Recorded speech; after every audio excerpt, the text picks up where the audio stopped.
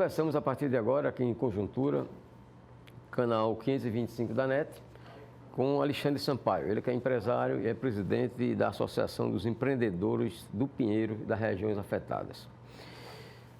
Alexandre, obrigado pela presença aqui mais uma vez.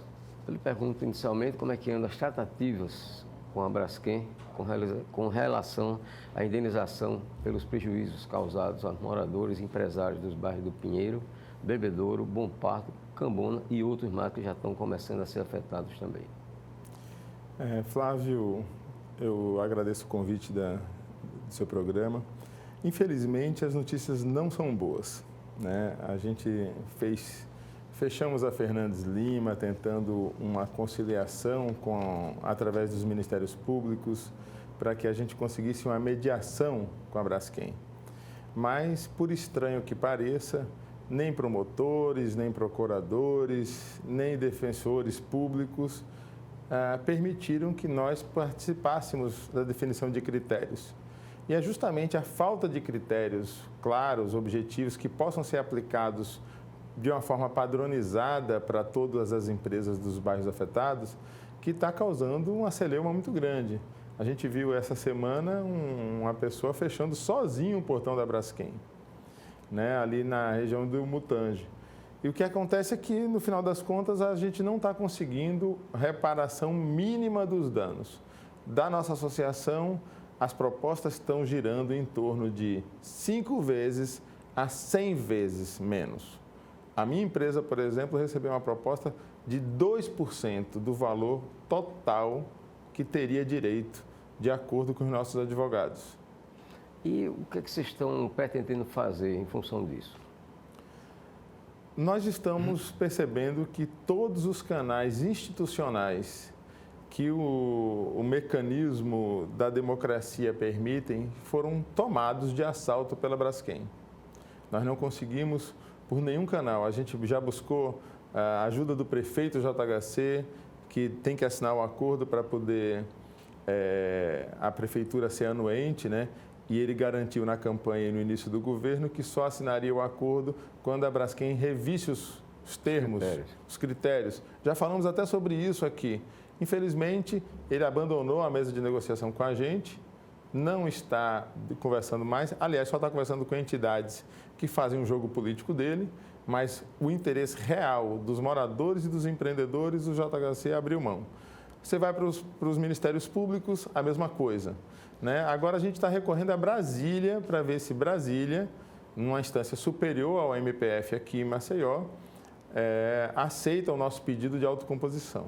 Mas se não aceitar, o que nós percebemos, Flávio, é que a gente vive um estado de guerra. Imagine, você mora lá no seu condomínio e de repente chega uma empresa e diz assim, você vai ter que sair.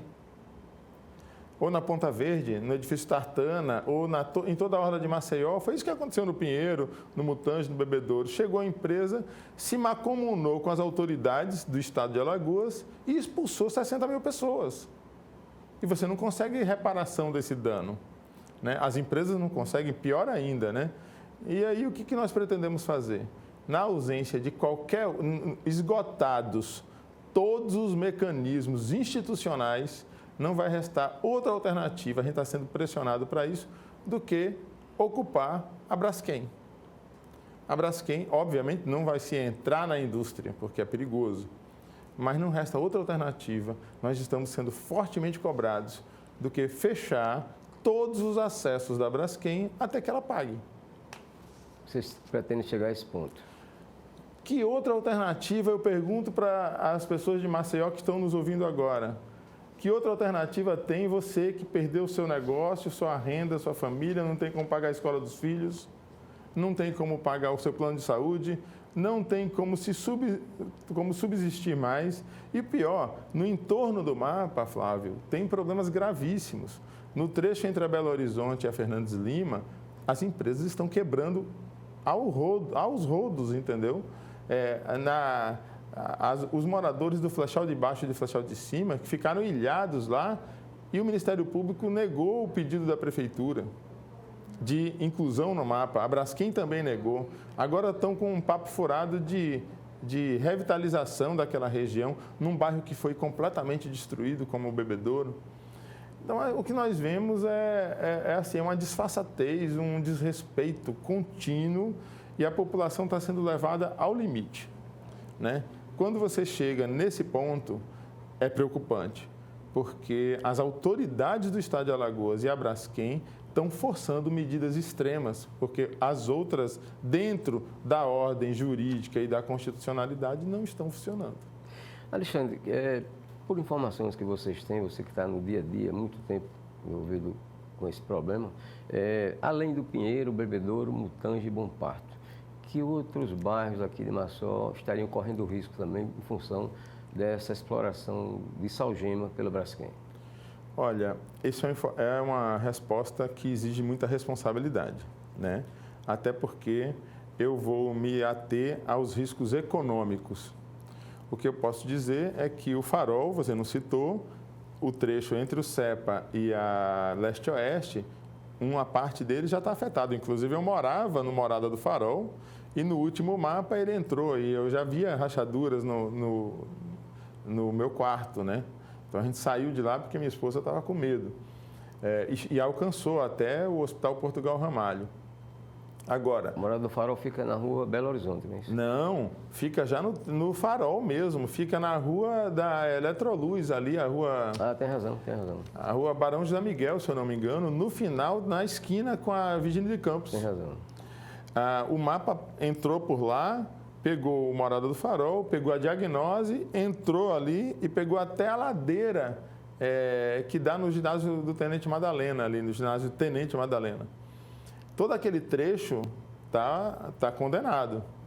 Então, além disso, que já é oficial, o que nós percebemos é que há uma área de risco econômico negado pela Prefeitura. A gente, há 1 ano e meio, negociava com a gestão anterior. Tivemos reuniões com o professor Abelardo na Defesa Civil ao longo dos primeiros meses do governo JHC. O professor Abelardo reconheceu, junto com os técnicos dele, que havia tanto ilhamento social no Flechal de Baixo, no Flechal de Cima, na Marquês de Abrantes, nas Quebradas, como também na Vila Saim e no trecho do Pinheiro, ali entre a Belo Horizonte e a Fernandes Lima, e já agora no trecho do Farol, ali no entorno do mapa. Toda essa região, ela está imprestável para morar, empreender. E o que acontece com as empresas que estão ali na Teresa de Azevedo, perto do Posto Convém, que estão fechando, em todas as perpendiculares da Fernandes Lima, entrando para o Pinheiro? Estão quebrando, estão sem conseguir faturar, as pessoas estão desesperadas e estão numa zona cinzenta, que nem estão no mapa, nem têm direito a nada, mas estão quebrando.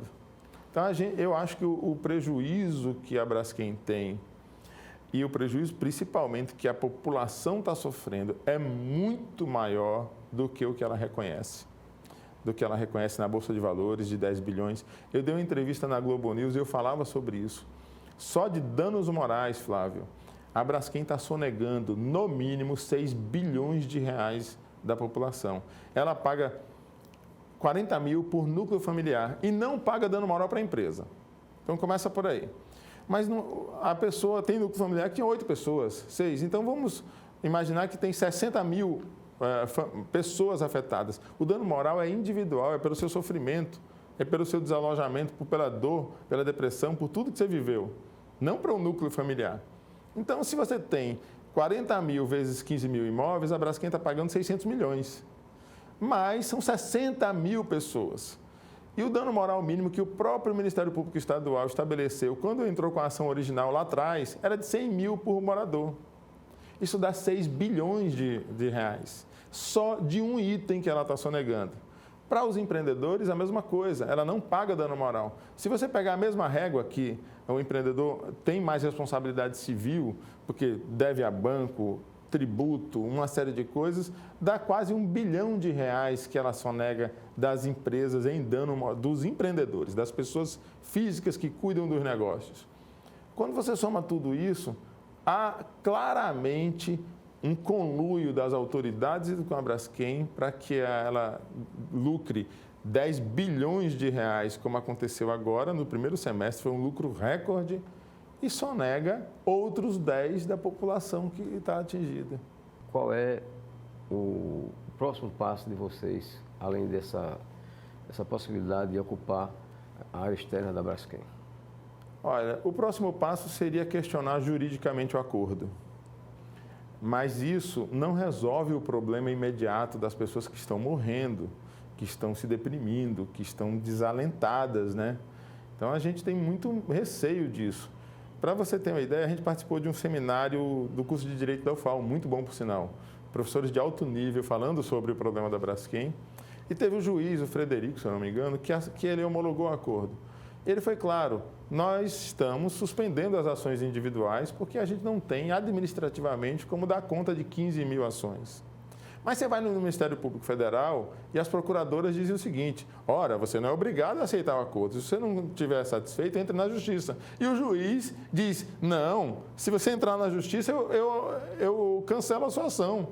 Então, a gente está num círculo de injustiça oficial, né, promovido pelas autoridades que deveriam estar do lado da população e optaram pelo lado da Braskem. Boa sorte para vocês, apesar das grandes dificuldades que a gente sabe que existem. Agradecemos a participação nesta edição de Conjuntura de Alexandre Sampaio, ele que é, repito, presidente da Associação dos Empreendedores do Pinheiro e regiões afetadas, bairros afetados pela Braskem, aqui na cidade de Maceió. Muito obrigado também a você, telespectador, por nos acompanhar.